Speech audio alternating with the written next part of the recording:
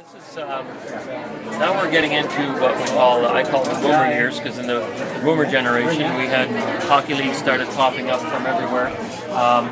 It was what they call the intermediate league, but senior men's hockey basically. And the league of the day at the time was the Carlton Russell Hockey League, which ran from 1964 to 1978, and it was the key hockey focus of the area because it was exciting hockey. It was local hockey. It was your fans knew your players, and they came out in full force to support them.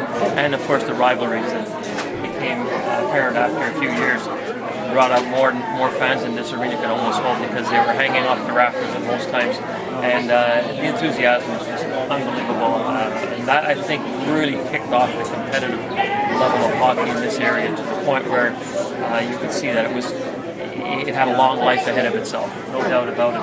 We hosted a reunion here in 1994, which involved bringing back the old original 6 teams that were involved, and it was such a success.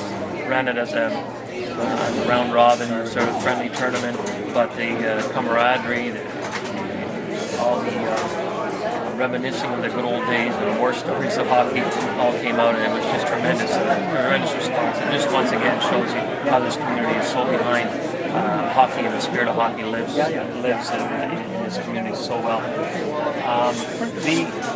Some of the people who played in that hockey league, in fact, get to Jacques Bartin. He was a goaltender at one time, and also coached in that league. Pat Burns also coached.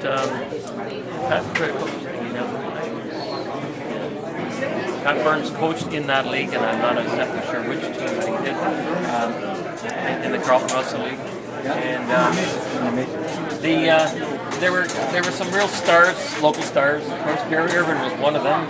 Willie Shaw. These were guys that had played locally and to the highest level that they felt that they were going to be going, but they were able to entertain the fans tremendously because of their ability to move the puck and score.